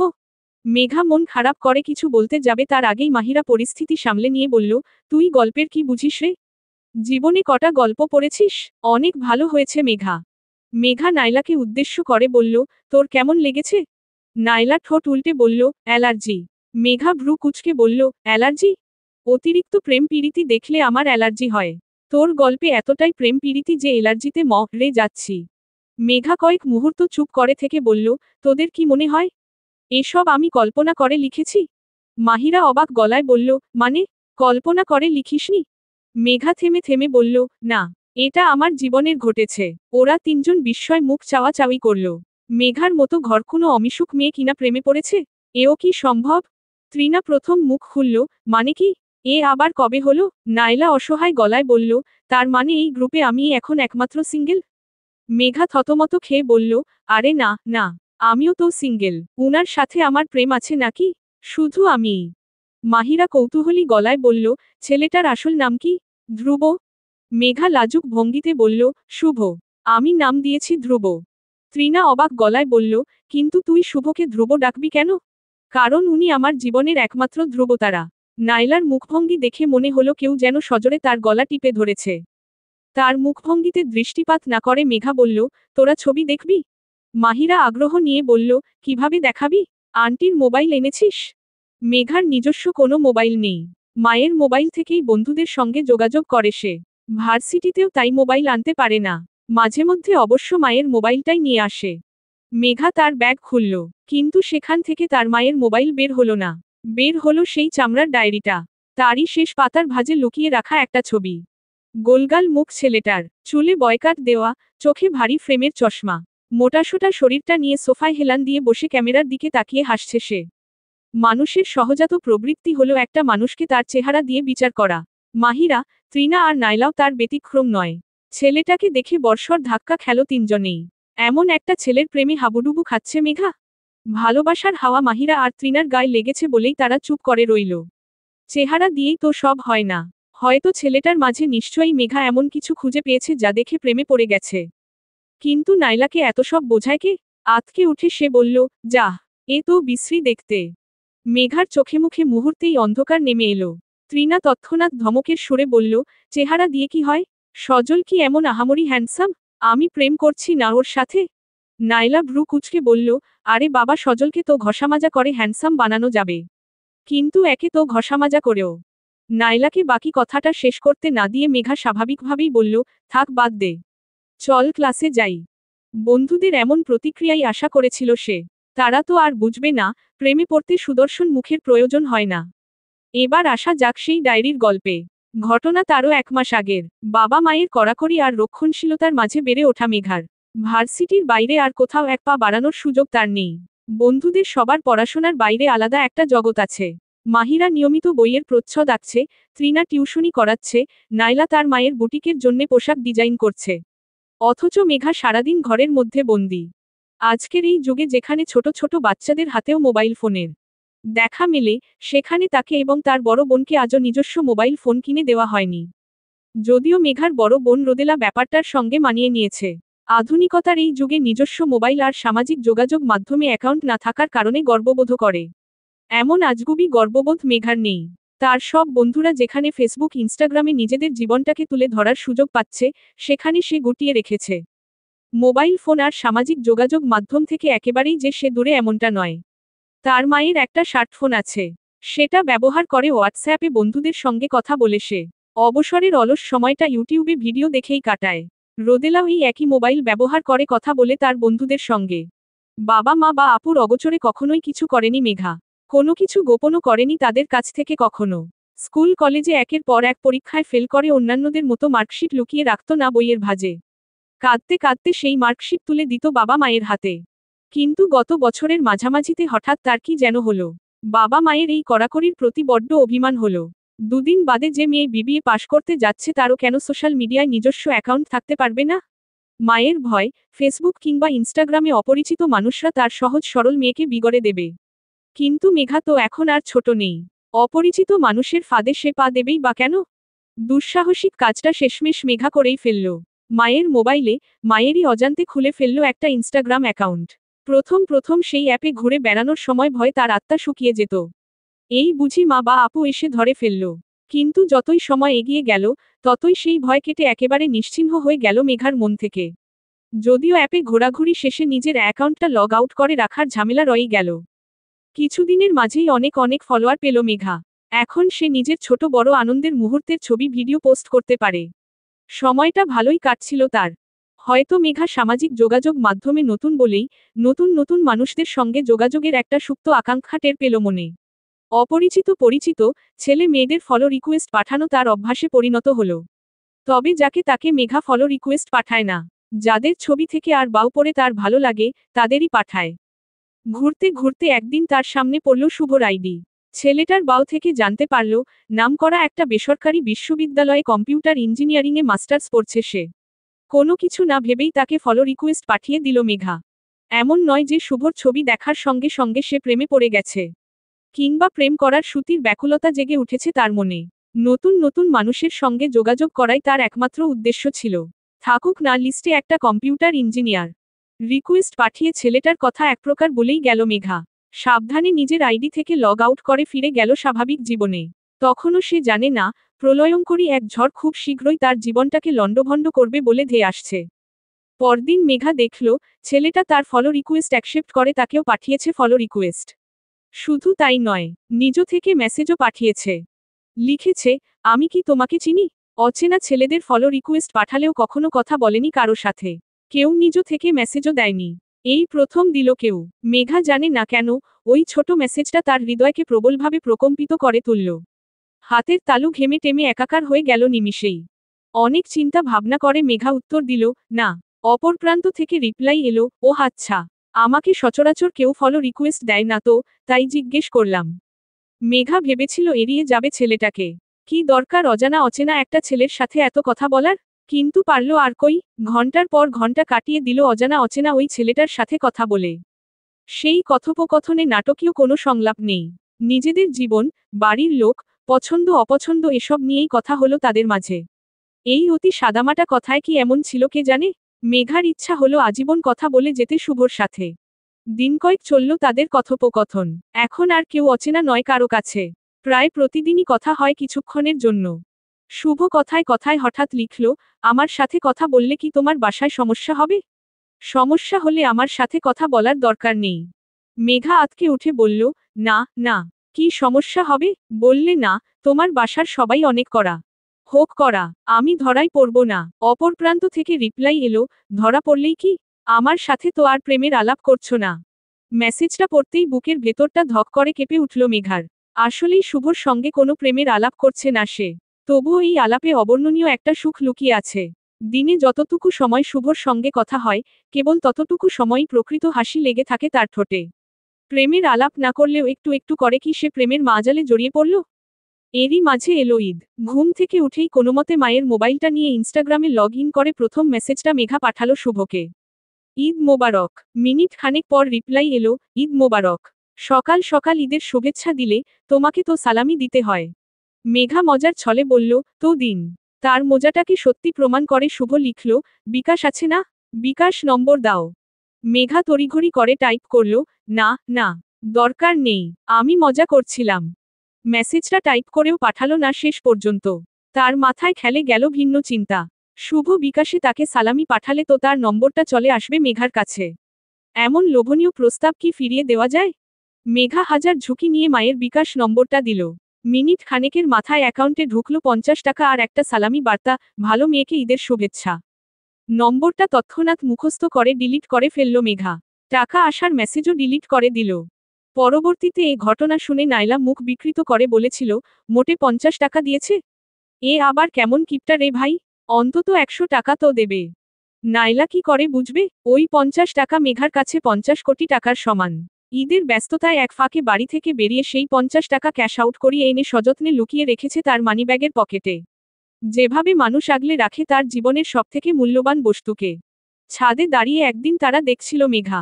হঠাৎ তার মনে হলো, রাতের আকাশের মতোই অন্ধকারাচ্ছন্ন ছিল তার জীবনে। সেই জীবনে আলো ছড়াতে ওই তারাগুলোর মতো আগমন শুভর। সেদিন ছাদ থেকে নেমে এসে মেঘা মেসেজ পাঠালো শুভকে, আমি আপনাকে ধ্রুব ডাকতে পারি? অপর প্রান্ত থেকে এলো শুভর বিস্ময়ভরা মেসেজ, ধ্রুব কেন? কারণ আপনি আমার জীবনের ধ্রুবতারা। মানে কি এসবের? মনের অনুভূতিগুলো মনেরই গভীরতম ভাঁজে লুকিয়ে রাখা যে মেয়েটার অভ্যাস, সেদিন তার কি যেন হলো। নিজেকে সামলে রাখতে পারছিল না আর মেঘা। বেসামাল হয়ে লিখল, আমি জানি না। শুধু জানি আপনার সাথে কথা বলতে আমার অনেক ভালো লাগে। আমি বোধ হয় কি? বোধ হয় আপনাকে ভালোবেসে ফেলেছি। মেসেজটা পাঠানোর সঙ্গে সঙ্গে মেঘার মনে হলো মস্ত বড় ভুল হয়ে গেছে। শুভ নিশ্চয়ই ভাবছে সে একটা গায়ে পড়া স্বভাবের মেয়ে। অনেকটা সময় পেরিয়ে গেল, কিন্তু কোনো রিপ্লাই এলো না তার কাছ থেকে। প্রচণ্ড কান্না পেল মেঘার। কেন সে বলতে গেল ভালোবাসার কথা? শুভর রিপ্লাই এলো কয়েক ঘন্টা পর, দেখো মেঘা, তুমি অনেক ভালো একটা। তোমার মতো ভালো মেয়ে আমি খুব কমই দেখেছি। তুমি পড়াশোনায় মন দাও। এসব ক্ষণিকের মোহ। ভালোবাসা আর মোহ এক না। আর একটু সময় এগুলেই বুঝতে পারবে। কিন্তু আমি যে আপনাকে ছাড়া কিছুই ভাবতে পারি না ধ্রুব। এখন এমনটাই মনে হবে। বললাম না, সময় এগুলেই বুঝতে পারবে। এই ঘটনার পর শুভ মেঘার মেসেজের রিপ্লাই দেওয়া কমিয়ে দিল। আগে যেখানে দিনে অনায়াসে 1 ঘন্টা কথা বলে কাটিয়ে দেওয়া যেত তার সঙ্গে, সেখানে এখন মাত্র একবার পাওয়া যায় তার রিপ্লাই। প্রচণ্ড ভেঙে পড়ল মেঘা। বুকের ভেতরটা মোচড় দিয়ে উঠল ক্রমেই। অদ্ভুত এক শূন্যতা তাকে গ্রাস করে ফেলতে লাগলো ক্রমেই। একদিন সহ্য করতে না পেরে মেঘা লিখে বসল দীর্ঘ এক মেসেজ, আপনি কেন আমার সাথে এমন করছেন? আমি কি এমন দোষ করেছি? একটু কথাই তো বলতে চেয়েছি আপনার সাথে। আপনি কি বুঝতে পারেন না আমি আপনাকে কতটা ভালোবাসি? দমবন্ধ লাগে আমার আপনার সঙ্গে কথা বলতে না পারলে। শুভ লিখল, তোমাকে না বলেছি, এসব মাথা থেকে ঝেড়ে ফেলো। পারছি না তো, আপনাকে ছাড়া কিছুই ভাবতে পারছি না। দেখো মেঘা, আমি কোনোদিনও তোমাকে বন্ধুর বাইরে বেশি কিছু মনে করিনি। বরং ছোট বোনের চোখে দেখেছি। তোমার সাথে 2-1 দিন কথা বলেছি তার মানে এই না যে তুমি ধরে নেবে আমি তোমার প্রেমে পড়ে গেছি। কিন্তু আমি তো পড়েছি। আবারও একই কথা, বলেছি না এসবই তোমার মোহ। মোহ না, আমি সত্যিই আপনাকে ভালোবাসি। প্লিজ একটু বোঝার চেষ্টা করুন ধ্রুব। শুভ ধৈর্যহারা হয়ে লিখল, এই নামে আর কখনো আমাকে ডাকবে না। তোমাকে প্রশ্রয় দেওয়াটাই আমার ভুল হয়েছে। আর কখনো আমাকে মেসেজ করবে না। একটা মানুষকে সামনাসামনি কখনো না দেখে, কখনো তার কণ্ঠস্বর না শুনেও যে তার প্রতি এতটা প্রবল টান অনুভব করা যায়, নিজেকে না দেখলে কখনোই জানতে পারত না মেঘা। এই ঘটনা ঘটার 1 মাস পেরিয়ে যায়। অসংখ্য অসংখ্য মেসেজ সে পাঠায় শুভর উদ্দেশ্যে। কিন্তু সেসব মেসেজের আর কোনো রিপ্লাই আসে না। কিন্তু হঠাৎ আজ বিকেলে এলো ছোট্ট একটা রিপ্লাই, শোনো মেঘা, আমার জীবনে একজন আছে। আমাকে বিরক্ত করা বন্ধ করো প্লিজ। মেঘার পুরো পৃথিবীটা এলোমেলো হয়ে গেল মুহূর্তেই। বুকের ভেতর জ্বলতে শুরু করলো দাবানল। যে মানুষটাকে ভালোবেসে এত এত স্বপ্ন সাজালো, সেই মানুষটা কিনা অন্য কারোর? মেঘা কাপা কাপা হাতে টাইপ করল, মিথ্যা কথা। আমি যাতে আপনাকে আর বিরক্ত না করি, তাই এসব লিখছেন। তাই না? শুভর তরফ থেকে আর কোনো রিপ্লাই এলো না। এলো একটা সাদাকালো ছবি। তার পাশে শাড়ি পরিহিতা রূপবতী একটি মেয়ে। দুজনের ঠোঁটেই হাসির ছড়াছড়ি। সেই হাসিকে যেন মনে হলো সূক্ষ্ম এক শুল, যা ক্ষিপ্র গতিতে এসে বিঁধল তার বুকের মাঝে। তবে অদ্ভুত ব্যাপার, ওই মানুষটা অন্য কারোর জানার পরও এক মুহূর্তের জন্যে মন থেকে মুছে ফেলতে পারল না তাকে মেঘা। আজ তারিফের জন্মদিন। তার অবশ্য জন্মদিন পালন করতে ভালো লাগে না। এই দিনটা বাড়িতে শুয়ে বসে আর সোশ্যাল মিডিয়ায় মানুষের অগণিত মেসেজের রিপ্লাই দিয়েই কাটিয়ে আসছে এত বছর ধরে। তবে আজ তার ব্যতিক্রম ঘটল। বহু বছর পর আহমেদ বাড়িতে তারিফের জন্মদিনের বিশাল অনুষ্ঠানের আয়োজন করা হলো। দূর দূরান্তের আত্মীয় স্বজনদের আমন্ত্রণ জানানো হলো। উদ্দেশ্য বিয়ের আগে সকলকে মাহিরার সঙ্গে পরিচয় করিয়ে দেওয়া। মাহিরা বাবা মায়ের সঙ্গে এসেছে তারিফদের রাজপ্রাসাদে। এই বাড়িটাকে রাজপ্রাসাদ বলেই মনে হয় তার কাছে। শুভ্র রঙের দোতলা বাড়ি। বাড়ির সামনের বাগানে দেশি বিদেশি ফুলের বাগান। এমন কোনো রং খুঁজে পাওয়া যাবে না যে রঙের ফুল ওই বাগানে নেই। যেন রামধনু আকাশ থেকে নেমে এসেছে মাটিতে। বাড়ির ভেতরেও জাকজমকতার ছড়াছড়ি।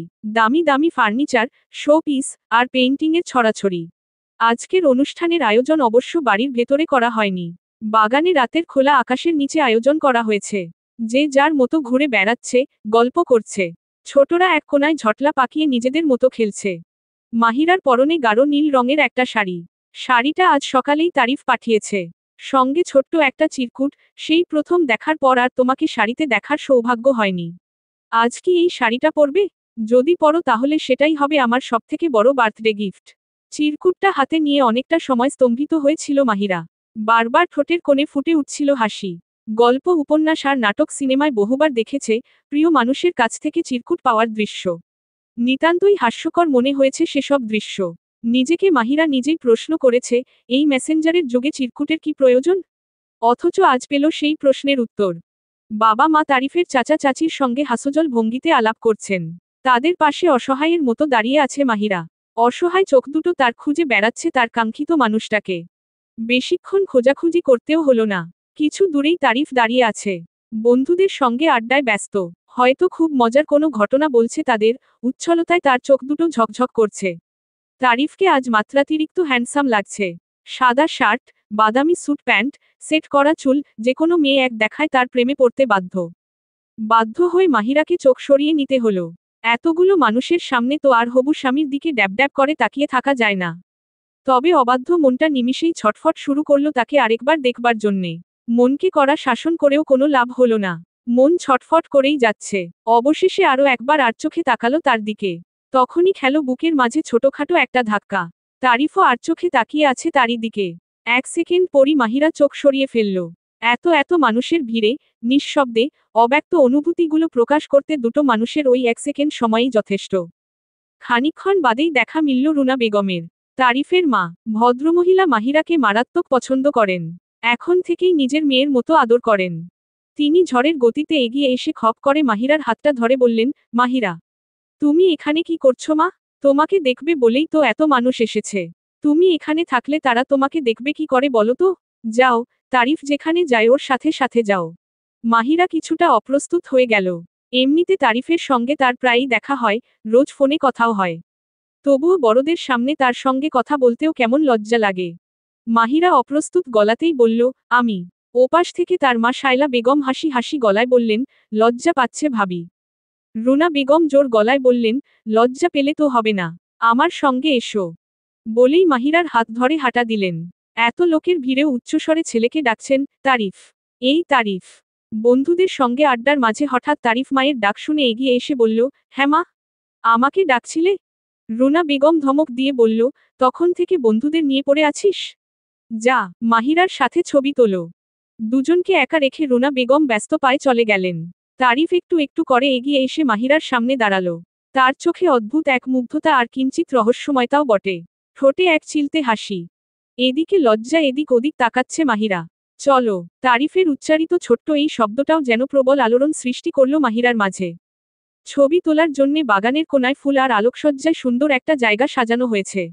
সেখানেই পাশাপাশি দাঁড়িয়ে আছে তারিফ মাহিরা। তাদের দুজনের ঠোঁটেই হাসি। সামনে ক্যামেরাম্যান একের পর এক ছবি তুলেই যাচ্ছে। মাহিরা একবার তারিফের দিকে চোখ তুলে তাকিয়ে বলল, আপনার পাঠানো শাড়ি পরেছি। তারিফ ক্যামেরার দিকে তাকিয়ে থেকেই হালকা গলায় বলল, হু, দেখলাম তো। কিছু বলবেন না? কিছু বলার কথা ছিল? না। গোপনে ছোট্ট দীর্ঘশ্বাস ফেলল মাহিরা। তাকে দেখতে কি খুব বিশ্রী লাগছে নাকি? এমনিতেও শাড়ি পরার অভ্যাস তার নেই। এরই মাঝে কুচিগুলোও কিছুটা এলোমেলো হয়ে গেছে। তাকে শাড়িতে দেখার যে শখ তারিফ লালন করছিল, সেই শখে কি জল ঢেলে দিল মাহিরা? তারিফ এতক্ষণ আর চোখে দেখছিল মাহিরার মুখভঙ্গি। তার হতাশ ভঙ্গিতে একবার নিজের দিকে তাকানো, গোমরা মুখে আশেপাশে তাকানো। নিজেকে আর ধরে রাখতে পারল না তারিফ। হেসে ফেলে বলল, এই মেয়ে, একটু রাগ করো না আমার ওপরে। মাহিরা চমকে উঠে বলল, কেন? রাগী মেয়ে আপনার পছন্দ? আমার তোমাকে পছন্দ। আকস্মাৎ ধক করে কেঁপে উঠল মাহিরার বুকের ভেতরটা। বাড়ন্ত হৃদস্পন্দনের সঙ্গে মানিয়ে নেওয়ার কোনো সুযোগ না দিয়ে তারিফ আবারও বলল, কিন্তু তোমার রাগটাই এখনো দেখা হলো না। আঙ্কেলের কাছে গল্প শুনেছি তুমি নাকি বেশ রাগী। মাহিরা ঠোঁট উল্টে বলল, আমি মোটেও রাগী না। বছরে 2 বছরে একবার রেগে গেলে আর কি? আমার ওপর কবে রাগ করবে? কি আশ্চর্য, আমাকে রাগ করতে দেখার জন্যে পাগল হয়ে গেলেন কেন? তারিফ অন্যরকম গলায় বলল, রাগ করতে দেখার জন্যে পাগল হইনি তো। রাগী মাহিরাকে সামলানোর জন্যে পাগল হয়েছি। মাহিরা কিঞ্চিত অবাক হয়ে বলল, আজ হঠাৎ কি হলো আপনার? তারিফ অকপটে বলল, জানি না। তোমাকে শাড়িতে দেখে মাথাটা খারাপ হয়ে গেছে হয়তো। কেঁপে উঠল মাহিরা চোখ তুলে একবার তাকালো তার দিকে। লজ্জারাঙা গালদুটো যেন তার সৌন্দর্য কয়েকগুণ বাড়িয়ে দিচ্ছে। মোহান্ধ দৃষ্টিতে তার দিকে তাকিয়ে রইল তারিফ। অবশ্য সঙ্গে সঙ্গেই মাহিরা নিজেকে সামলে নিয়ে ক্যামেরার দিকে তাকিয়েছে। কিন্তু ততক্ষণে ক্যামেরাবন্দী হয়ে গেছে তাদের মুহূর্তকালীন অনুভূতির আদান প্রদান। মায়ের চোখ রাঙানি উপেক্ষা করে তারিফ আবারও ফিরে গেল তার বন্ধুদের কাছে। রুনা বেগম মাহিরার হাত ধরে ঘুরে ঘুরে সকলের সঙ্গে তাকে পরিচয় করিয়ে দিচ্ছেন। অবশেষে ক্লান্ত হয়ে একটা টেবিলের কাছে এসে বসলেন। মাহিরাকে বসালেন নিজের পাশের চেয়ারটায়। এখানে তারিফের চাচি আর ফুপুরাও রয়েছে। তারিফের চাচা চাচি, চাচাতো ভাই বোনেরা এই বাড়িতেই থাকে। একমাত্র ফুপু তার মেয়ে তিশাকে নিয়ে বেড়াতে এসেছেন জন্মদিন উপলক্ষে। তারিফের ছোট চাচি বলে উঠলেন, ছেলের বউ একটা পেয়েছো বুবু। এমন মেয়ে আজকাল পাওয়া যায়? আজকালকার মেয়েরা তো কোন সুযোগে ছেলেকে বাবা মায়ের কাছ থেকে দূরে নিয়ে যাবে সেই ধান্দায় থাকে। রুনা বেগম গর্বের সুরে বললেন, তা আর বলতে। এবার মাহিরার হাতে সংসার তুলে দিয়ে আমি রিটায়ারমেন্টে যাব। তারিফের ফুপু পাশ থেকে বলে উঠলেন, মেয়েও তো কপাল করে তোমার মতো শাশুড়ি পেতে যাচ্ছে ভাবি। আমাদের শাশুড়িরা তো আমাদের চোখেই দেখতে পারত না। কথায় কথায় ভুল ধরত। এসব আলাপে মাহিরা কি করবে ঠিক বুঝে উঠতে পারে না। বড়দের কথোপকথনে কিছু বলাও বেয়াদবি, আবার একেবারে চুপ করে থাকাও নেহায়েত অভদ্রতা। অভদ্রতা এড়াতে মাহিরা কি বলবে, তাই যখন মনে মনে খুঁজে বেড়াচ্ছে, তখন খেয়াল করল তারই বয়সী একটা মেয়ে লম্বা লম্বা পা ফেলে ছুটে আসছে তাদের টেবিলের দিকে। তার ছোটার ভঙ্গিটা এমন যেন সে পুলিশ, আর কুখ্যাত অপরাধী তার সামনে। মেয়েটা কাছাকাছি আসতে তাকে পরিষ্কার দেখতে পেল মাহিরা। চুলগুলো উস্কো খুস্কো, চোখের নিচে কালি। অন্যান্য অতিথিদের মতো তার পরনে জমকালো কোনো পোশাক নেই। সাদামাটা একটা সালোয়ার কামিজ। এই মেয়েটাই তারিফের ফুপাতো বোন তিশা। ঝড়ের গতিতে সে তার মায়ের পাশে দাঁড়ালো। তার আগমনে টেবিলের সকলে যেন একটু নড়েচড়ে বসল। কথা নেই বার্তা নেই, মেয়েটা আচমকা মাহিরার দিকে আঙুল তাক করে বলল, এই মেয়েটাকে তারিফ বিয়ে করবে? এই মেয়েটাকে? তার চেঁচামেচিতে আশেপাশের সকলের দৃষ্টি এই টেবিলের ওপরই এসে পড়ল। আতঙ্কে পাথরের মতো জমে গেল মাহিরা। এই মেয়েটার অতর্কিতভাবে তাকে আক্রমণ করার কারণ কি?